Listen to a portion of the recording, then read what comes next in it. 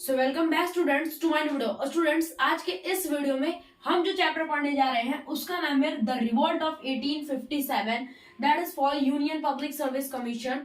And हम लोग जो इसमें बुक यूज करेंगे वो होगी स्पेक्ट्रम बुक। उसी का रेफरेंस लेके हम लोग ये चैप्टर कंप्लीट करेंगे। सो देखिए, बेसिकली हम लोगों की ये जो वीडियो होगी द रिवोल्ट ऑफ 1857 एक बहुत ही बड़ा चैप्टर है जिसे हम लोगों को कवर करने के लिए थोड़ा टाइम तो लगेगा है। दैट्स वाई हम इस वीडियो को दो पार्ट में बनाएंगे। पहले पार्ट में हम लोग सिमरिंग डिसकंटेंटमेंट पढ़ेंगे और जो कॉजेस ऑफ रिवोल्ट हुए ये पढ़ेंगे, और जो बाकी के पार्ट है वो हम लोग बाकी के जो नेक्स्ट वीडियो आएगी उसमें हम लोग कवर करेंगे। तो चलिए शुरू कर रहे हैं आज के इस वीडियो को।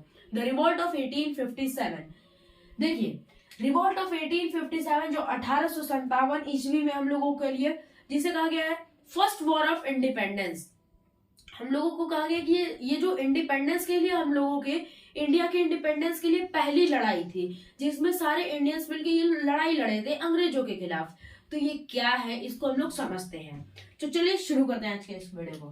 पहला पॉइंट है सिमरिंग डिसकंटेंट। ये एक टॉपिक है, let us discuss about it. मतलब कि आखिर क्या हुआ था सिमरिंग डिसकंटेंट, मतलब आखिर क्या हुआ था कि मतलब ये 1857 का रिवॉल्ट हुआ। Okay, so let us study. पहला देखते हैं कि क्या क्या आखिर रीजंस थे। तो पहला रीजन था ब्रिटिश एक्सपेंशनिस्ट पॉलिसीज। मतलब जो ब्रिटिश थी वो अपने एम्पायर को इंडिया में पूरा एक्सपेंड करना चाहती थी। वो चाहती थी कि हम पूरा इंडिया को कंट्रोल कर लें, जो कि इंडियंस को ये बात जम नहीं रही थी। चाह रहे थे कि भाई हमारी कंट्री, हम अपना अनाज उगाते हैं, प्लस ये आके हम पे ही रूल करेंगे। ऐसा भाई आपको भी ना पसंद आएगा ना। उस टाइम पे इंडियंस को समझ में आ रहा था कि मेरे को हम लोगों के ऊपर वो क्यों भाई करेंगे, पूरा देश हमारा, हम इसमें फसलें उगा रहे हैं, पैसा हम लगा रहे हैं, तो वो बाहर से आके क्यों राज करेंगे। प्लस वो एक्सपेंड अपना साम्राज्य करे जा रहे थे। ये हो गया ब्रिटिश एक्सपेंशन। वो एक्सपेंशन के लिए क्या क्या कर दिया, नए नए रूल ला दिया करते थे कि डॉक्ट्रिन ऑफ लैप्स जैसे लाए, जिसमें झांसी की रानी जो थी उनपे ये लोग कह दिए कि आपका झांसी हम लोगों के कंट्रोल में होगा क्योंकि ये आपका नहीं है। और बहुत सारे डॉक्ट्रिन ऑफ लैप्स में इन्होंने बहुत सारे राज्यों को क्या कर लिया, हड़प लिए, जिसकी वजह से इंडियंस जो थे, इंडिया के जो राजा थे, रानियां थी, रूलर्स थे, वो बहुत ही ज्यादा उसके अंदर सारे राजा और रानियों के अंदर बहुत ही ज्यादा गुस्सा भर गया। दैट्स वाई एक रीजन है ब्रिटिश एक्सपेंशन पॉलिसीज। मतलब ये कुछ भी कर दे रहे थे, हमें एक्सपेंड कर रहे हैं, हम चाहे जैसे करें, नए नए नियम लाके। Second, economic exploitation. Economic exploitation कर रहे थे, जैसे कि किसी पर टैक्स ज्यादा लगा देना, टैक्स ज्यादा लगा के उनसे ज्यादा रेवेन्यू कलेक्ट करेंगे हम लोग। एडमिनिस्ट्रेटिव इनोवेशंस, ब्रिटिशर्स को कुछ ज्यादा अच्छे से ट्रीट किया जाता था। एडमिनिस्ट्रेशन भी इनका बहुत ही अलग था, इंडियंस को ये सब एडमिनिस्ट्रेशन इनका समझ नहीं आ रहा था। तो देखो, इन सब कारणों की वजह से कौन कौन अफेक्टेड हुआ, अफेक्टेड वेरियस ग्रुप्स, जैसे रूलर्स हो गए, रूलर्स इससे अफेक्टेड हुए। सिपाही यानी कि जो सिपाही है, अभी हम लोग समझेंगे, जमींदार हो गए, पीजेंट्स हो गए, ट्रेडर्स हो गए, एक्सेट्रा, ये सब क्या हुए, इससे बहुत ही ज्यादा इससे अफेक्ट हुए। मतलब इन लोगों को लग रहा था कि भाई आखिर ये कर क्या रहे हैं, इनके अंदर क्या हुआ, गुस्सा आने लगा। तो इसी की वजह से simmering discontentment led to violent storm in 1857, जिससे बहुत ही ज्यादा 1857 में एक बहुत ही बड़ा वायलेंट स्टॉर्म आया जिसे हम लोग फर्स्ट वॉर ऑफ इंडिपेंडेंस कहते हैं। तो चलिए समझते हैं कि what are the causes of revolt. मैंने ये फ्लो चार्ट की तरह यहाँ पे बनाया है, आप लोग भी अपने नोटबुक में भाई बना लेना, बहुत इंपॉर्टेंट है। सो बेसिकली स्टार्ट करते हैं। Causes of revolt. Causes of आखिर रिवोल्ट होने के क्या क्या कारण थे। पहला आता है पॉलिटिकल कॉजेस में। पॉलिटिकल कॉजेस में आता है तो पहला वर्ड आता है एनेक्सेशन। मतलब ये देखिए, ये है हमारा, ये हुआ इंडिया, ये क्या, यहाँ पे ये बैठे कलकत्ता में, ये चाह रहे थे कि पूरा हम लोग यहाँ पे सब इंडिया ये कंट्रोल कर ले। क्या कर रहे थे, एनेक्स्ड कर रहे थे। क्या कर रहे थे, एनेक्स कर रहे थे, जबरदस्ती जाके हड़प ले रहे थे। कोई नया बहाना, रूल ला दिए नया कोई, और जाके हड़प लिए। एनेक्सेशन पॉलिसी इनकी जो थी वो बहुत ही ज्यादा बेकार थी, जिससे इंडिया लोगों को भाई बहुत ही गुस्सा आ रहा था। जैसे एनेक्सेशन में डॉक्ट्रिन ऑफ लैप्स, जानते हैं आप लोग डॉक्ट्रिन ऑफ लैप्स में क्या हुआ था। ये लोग जा रहे थे, कह रहे थे कि आपका कोई ऑफिशियल, मतलब आपका असली बेटा नहीं है यहाँ पे, हम ये आपका असली बेटा नहीं है, तो ये ब्रिटिश गवर्नमेंट की हो जाएगा आपका राज्य। जैसे यहाँ पे झांसी की रानी से कहा गया ये आपका बेटा ऑफिशियल नहीं है, दैट्स वाई हम लोग कहेंगे कि यहाँ पे ये हम लोगों का एरिया हो जाएगा। पंजाब एनेक्स, ये लोग क्या कर दिए, यहाँ पे जो पंजाब है, पंजाब को ये लोग जाके एनेक्स कर दिए, तो पंजाब में बहुत ही ज्यादा गुस्से हो गए। सबसे मेन एक और रीजन आता है अवध। अवध में इन लोगों ने क्या किया, 60,000 सोल्जर्स को डिसबैंड कर दिया। समझ लो, 60 के सोल्जर्स को डिसबैंड कर दिया। तो अब बताओ, जब 60 के सोल्जर्स को डिसबैंड कर दिया गया, तो ये क्या सोचेंगे कि भाई हम लोगों को डिसबैंड करें, हमारे भाई तो नौकरी चली गई, भाई हमारी नौकरी चली गई, अब क्या करें, अब गांव जाना पड़ेगा। ओके, तो ये गांव जाएंगे। पॉलिटिकल कॉजेस में और देखते हैं, जैसे कि मुगल्स जो हो गए, मुगल्स को साइडलाइन में रख दिया गया, मुगल्स आर गेटिंग साइडलाइन। उन लोगों को कहा गया कि भाई आप साइड में रहो। अब आपका कोई औरंगजेब के बाद कोई असली रूलर हुआ ही नहीं, मतलब कोई जो ऐसा कि जो मुगल एम्पायर को थोड़ा एक्सपैंड कर पाए औरंगजेब के बाद। औरंगजेब को इसीलिए लास्ट एम्पायर कहा गया। और इसके बाद तो लेटर मुगल से स्टार्ट हो गए, आए कुछ टाइम पीरियड के लिए आए, बस अपना टाइम पास किया और चले गए। जैसे प्रिंस फखरुद्दीन, जो प्रिंस फखरुद्दीन थे, इनको ना ही टाइटल कोई दिया गया कि आप राजा हैं, ना ही इन्हें फोर्ट दिया गया। तो ये सब क्या चीजें, ये सब चीजें अंग्रेजों के खिलाफ ये क्या कर रही थी, भड़का रही थी। भाई इन लोगों के अंदर अब गुस्सा भर रहा था कि हम लोग अब क्या करें, अब इन लोगों को तो भाई मारना पड़ेगा अंग्रेजों को। दैट्स। अब आते हैं इकोनॉमिक कॉजेस में। इकोनॉमिक कॉजेस में पहला हम लोग पॉइंट लेते हैं एग्रीकल्चर का, कि एग्रीकल्चर में क्या है। एग्रीकल्चर में खेतों में रिवेन्यू बहुत ज्यादा बढ़ा दिया गया कि इतने से लैंड है, आप यहाँ पे करो, हम यहाँ से ज्यादा रिवेन्यू ले जाएंगे। बहुत ज्यादा भाई रिवेन्यू ले जा रहे थे, बहुत ज्यादा रिवेन्यू ले जाते हैं, जिससे क्या हुआ, कौन अफेक्टेड हुए, पीजेंट्स आपके अफेक्टेड हुए, जमींदार से अफेक्ट हुए, तालुकदार हो गए, ये सब क्या हुए, बहुत ही ज्यादा इन लोगों को गुस्सा आने लगा, ये लोग बहुत ही ज्यादा अफेक्टेड हो गए। तो यहाँ पे ये जो सोल्जर्स है, ये जब गांव में जाएंगे कि भाई एक तो यहाँ पे अंग्रेजों ने यहाँ से नौकरी हमारी खा ली, चलो गांव ही चलते हैं। अब गांव जाके देखे तो यहाँ पे तो अलग ही मचा पड़ा है, यहाँ पे खुद ही देख लो, एग्रीकल्चर में ये रिवेन्यू इतना ज्यादा ले रहे हैं, तो ये क्या होगा, एंग्री होंगे कि नहीं, बहुत ही ज्यादा गुस्सा होंगे। That's why. नेक्स्ट आते हैं ट्रेड पे। ट्रेड पे इंपोर्ट ड्यूटी बहुत ही ज्यादा लेने लगे। इंपोर्ट ड्यूटी क्या करने लगे, जैसे कि बाहर से जो सामान आता था, इसकी इंपोर्ट ड्यूटी बहुत ही ज्यादा लेने लगे। प्लस यहाँ पे हैंडीक्राफ्ट बिक नहीं रहे थे। हैंडीक्राफ्ट क्यों नहीं बिक रहे थे, अभी बता रहा। हैंडीक्राफ्ट नहीं बिक रहे थे तो आर्टिजन्स हो गए, ट्रेडर्स या मर्चेंट्स, इन सब पे इफेक्ट पड़ेगा कि नहीं पड़ेगा। ओके, अब समझते हैं कि हैंडीक्राफ्ट आपके क्यों नहीं बिक रहे। इन ब्रिटेन में क्या हुआ, इंडस्ट्रियल रेवोल्यूशन। पूरे यूरोप में there is industrial revolution. Wait, ये हमारा इंडिया।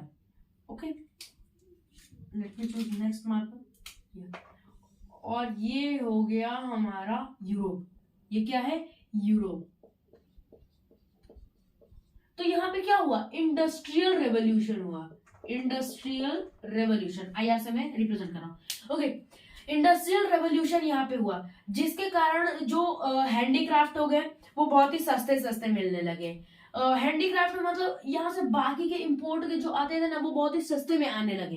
दैट्स व्हाई हैंडीक्राफ्ट बिक नहीं रहे। आर्टिसंस और ट्रेडर्स ये क्या कहेंगे कि भाई हमारा भी पत्ता साफ, अब हम लोग जा रहे हैं अब गाँव, क्या करेंगे भाई, अब शहर में हम लोगों को हैंडीक्राफ्ट बिक नहीं रहे, इंपोर्ट ड्यूटी अलग ले रहे इतनी, गाँव चलते हैं। गाँव में आए, खुद ही देख लो यहाँ पे क्या हुआ है, क्या ही बताएं। एक और कॉजेस है इकोनॉमिक कॉजेस में है land configuration.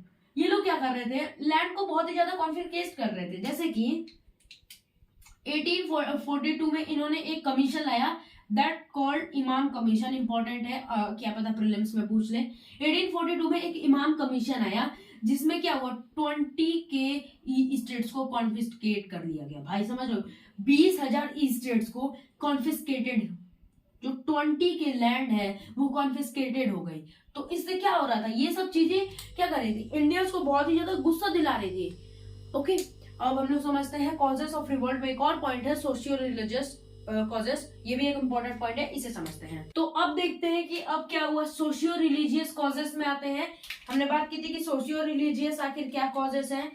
Okay, socio religious causes में अभी हम लोगों का टॉपिक वही चल रहा है, causes of revolt. Okay, causes of revolt में सोशियो रिलीजियस कॉजेस क्या है, जैसे कि जो ब्रिटेन है उसने बहुत ही सारे नए क्या किए, रिफॉर्म्स लाए, नए रिफॉर्म्स लाए। जिससे क्या हुआ, जैसे रिफॉर्म्स में कि पहले रिफॉर्म जैसे लाया, सती जो सती प्रथा थी 1829 में उसे बैन कर दिया गया। आप लोग सती प्रथा के बारे में जानते होंगे, 1829 में सती को बैन कर दिया गया। हम लोग रिफॉर्म चैप्टर ये अलग से है, इसके बारे में हम लोग डिटेल में पढ़ेंगे। ओके, तो ये बैन कर दिया गया। अब इंडियंस को ये माना गया भाई सती प्रथा को बंद किया गया, ये अच्छी बात थी, बट यहाँ उन लोगों को ये बात अच्छी नहीं लगी, उस टाइम पे इंडियंस को अच्छी नहीं लगी। फॉर एग्जाम्पल आप लोगों का जैसे इसको अगर मान लीजिए कि हम लोगों का एक स्कूल ग्रुप होता है, क्लास में ग्रुप होता है, हम लोगों के कुछ रूल्स होते हैं, हम लोग अपने रूल्स बना के रखते हैं। अब मान लीजिए कोई बाहर वाला बंदा आया और वो हम लोगों को मना कर दिया कि ये तुम्हारे रूल्स नहीं चलेंगे, जबरदस्ती करने लगा, तो भाई क्या हम लोगों को बुरा लगेगा? ओके, वैसे ही वहां के उस टाइम पे लोगों को ये अच्छी नहीं लगी, सती प्रथा बंद करना ये लोगों को बहुत ज्यादा गुस्सा है कि तुम हमारे रिलीजियस अफेयर में क्यों इंटरफेयर कर रहे हो, तुम आखिर होते कौन हो हम लोगों के रिलीजियस अफेयर में इंटरफेयर करने वाले।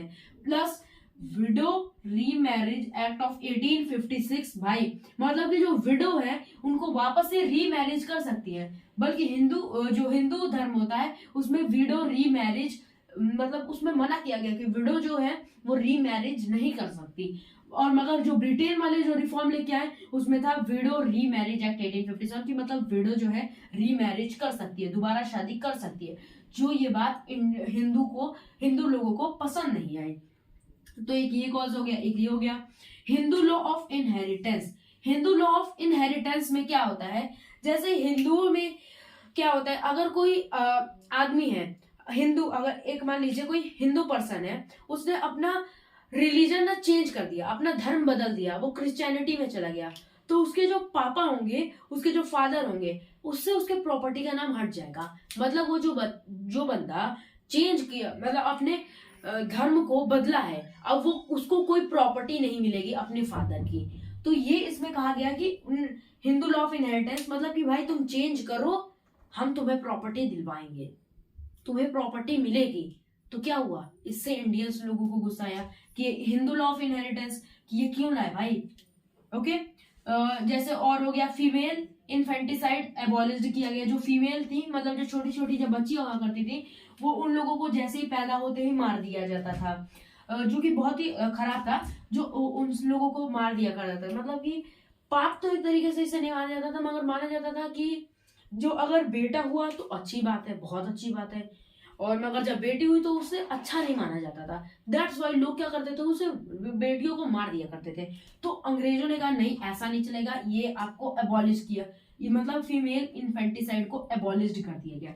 और जो एजुकेशन में उन्होंने कहा कि आप हमारे वेस्टर्न एजुकेशन को फॉलो करो, हम आपको साइंस अच्छे से पढ़ाएंगे, आप वेस्टर्न एजुकेशन फॉलो करो। इंडियंस लोगों ने कहा क्यों हम वेस्टर्न एजुकेशन क्यों फॉलो करें, हमारे पास खुद नालंदा यूनिवर्सिटी है। उन्होंने वेस्टर्न एजुकेशन को फॉलो करने से मना कर दिया, बट वो कह रहे हैं कि आप हमारे वेस्टर्न एजुकेशन को फॉलो करो। प्लस और प्लस कह रहे हैं कि आप क्रिश्चियनिटी में आओ, आप क्रिश्चियनिटी में आओ, आप जिस भी धर्म के हो, हिंदू हो, मुस्लिम हो, सिख हो, आप ये सब छोड़ो, आप क्रिश्चियनिटी में आओ। ये वो लोग बोलने लगे। तो हम अपना धर्म क्यों छोड़े, लोगों ने बोला। ओके, उन्होंने कहा कि क्रिश्चियनिटी में आओ। तो ये सब कॉजेस हैं। प्लस ऑन प्लस सब देखिए यहाँ पे क्या कर दिया, टैक्सेशन ऑन टेम्पल्स एंड मॉस्क्यूज। वो मॉस्क्यू और टेम्पल मतलब जो मस्जिद हो गया, मंदिर मस्जिद पे उन्होंने टैक्स भी लगाना शुरू कर दिया कि आप मंदिर में जा रहे हो, मस्जिद में जा रहे हो, आपको टैक्स पे करना पड़ेगा जाने के लिए। तो इससे क्या हुआ, इन लोगों जो अंदर की सोसाइटी के अंदर एक आग जल रही थी। अब भाई मौका मिले इन लोगों को तो बहुत, समझ लो। और अब एडमिनिस्ट्रेटिव कॉजेस में आते हैं। एडमिनिस्ट्रेटिव कॉजेस में बात करें तो करप्शन बहुत ज्यादा बढ़ गया। क्या हुआ, करप्शन बहुत ज्यादा बढ़ गया था। कोई भी काम करना पड़ता था, रिश्वत मांगते थे, ब्राइब्स मांगते थे, कहते थे कि तुम्हें ये काम करना है, चलो निकालो पैसे, ब्राइब्स दो। सो ये सब एडमिनिस्ट्रेटिव कॉजेस में आ गया। अब आते हैं डिसकंटेंटमेंट अमंग सेपॉयज। मतलब सेपॉयज जो सैनिकों के बीच में आखिर क्या डिसकंटेंटमेंट थी। पहली बात देखते हैं कि सेपॉयज जो थे उनकी सैलरी बहुत ही, यहाँ पे मैं इंडियन सेपॉयज की बात कर रहा हूँ, सैलरी जो थी बहुत ही कम थी, सैलरी बहुत ही कम देते थे, और ट्रीटमेंट वो भी इतना बेकार करते थे। जो ब्रिटेन के सोल्जर्स हुआ करते थे उनको बहुत अच्छे से ट्रीट किया करते थे, इंडियन सोल्जर्स हुआ करते थे बहुत ही बेकार ट्रीट किया करते थे, रेसिज्म करते थे, रंग का भेदभाव करते थे। प्रमोशन तो होता ही नहीं था। हाईएस्ट रैंक जो प्रमोशन की जाती थी, हाईएस्ट रैंक वो थी एक सूबेदार की, समझ लो, बस एक सूबेदार की, उसके ऊपर कोई रैंक नहीं मिलती थी। प्लस वन प्लस एक देखा जाए, मान लो अगर कोई इंडियन है, वो 15-30 साल से सिपाही में, मतलब कि ब्रिटेन सर्विस में है, ब्रिटेन आर्मी सर्विस में वहां पे है, हेल्प कर रहा है, 30 सालों से वहां पे काम कर रहा है। और अगर कोई नया आया, जैसे 18-19 साल का एक लड़का आया, भर्ती हुआ वहां पे, तो जो वो ब्रिटेन का लड़का था उसको ज्यादा, समझ लो, उसको ज्यादा प्रेफर किया जाता था एज कंपेयर टू हम लोगों के इंडियंस को। मतलब वो 18-19 साल का लड़के को उसको ज्यादा वैल्यू दी जा रही है जो उसके वर्सेस जो आपका 15-30 साल से ये जो आदमी काम कर रहा है, समझ रहे हैं। तो ये सब हुआ करता था। तो इससे क्या हुआ, सिपाही जो थे उनको बहुत बुरा लग रहा था। प्लस देखिए 1854 में डलहौजी ने एक पोस्ट ऑफिस लॉ लाया। मतलब 1854 के पहले जो सोल्जर्स हुआ करते थे, इंडियन सोल्जर्स, वो अपने लेटर लिख लिया करते थे और अपने लेटर फ्री में पहुंचाया करते थे। बट 1854 में कहा कि आपको, अगर आपको लेटर पहुंचाना है पोस्ट ऑफिस में, आपको पे करना पड़ेगा। तो कहे कि भाई हम तो एक सोल्जर हैं, हम आपके लिए काम कर रहे हैं, इतना अपने जान जोखिम में रखे हैं, और आप हमसे मतलब एक लेटर के भी पैसे लोगे? जी हाँ, हम आपसे लेटर के भी पैसे लेंगे, डलहौजी ने कहा। 1856 में लॉर्ड कैनिंग आए, उन्होंने जनरल सर्विस इनलिस्टमेंट एक्ट लाया। इसमें क्या, इसके तहत जो आपको ये अच्छे से हम लोग समझते हैं, जैसे कि समझिए, मान लीजिए कोई एक बंगाल ब्रांच का एक सिपाही है, क्या है, एक बंगाल ब्रांच का सिपाही है। तो हम लोग इस एक्ट के तहत, जनरल सर्विस इनलिस्टमेंट एक्ट के तहत, क्या ये सिपाही को हम लोग सिर्फ बंगाल में ही नहीं रखेंगे, हम इसे चाहे तो मध्य प्रदेश ले जाएं, हम इसे चाहे महाराष्ट्र ले जाएं, हम इसे चाहे उत्तर प्रदेश लखनऊ ले जाएं, अवध ले जाएं, हमारा जहां मन करेगा हम इन्हें ले जाएंगे, जनरल सर्विस इनलिस्टमेंट एक्ट के तहत। प्लस इसमें क्या कर दिया गया कि अगर मान लो कोई फॉरेन में भी लड़ाई होगी तो हम आपको समुद्र पार करवा के लेके जाएंगे, क्या, समुद्र पार करवा के कहीं और भी ले जाएंगे।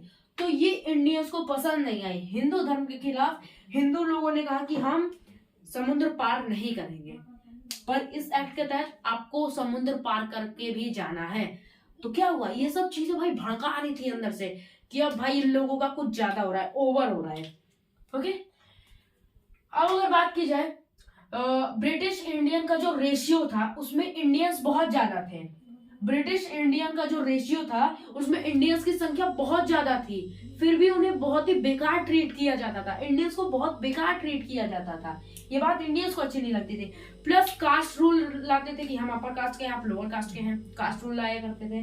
रिलीजियस अफेयर में इंटरफेयर करते थे, जो कोई भी रिलीजन का है आप उसमें जाके इंटरफेयर क्यों करोगे, बट अंग्रेज क्या करते थे, उसमें भी जाके इंटरफेयर करते थे। तो ये सब चीजें क्या थी, 1857 के रिवोल्ट के लिए सब कॉजेस बने, ये सब कारण बने। तो अब देखिए अगले वीडियो में हम लोग समझेंगे कि आखिर कैसे इस जो रिवोल्ट हुआ स्प्रेड हुआ, आखिर रिवोल्ट हम लोगों का फेल क्यों हुआ, बाकी की चीजें जो बची हैं हम लोग नेक्स्ट वीडियो में क्लियर करेंगे। सो आई होप आपको ये वीडियो बहुत अच्छी लगी हो। तब तक के लिए बाय, लाइक एंड शेयर करें, थैंक यू।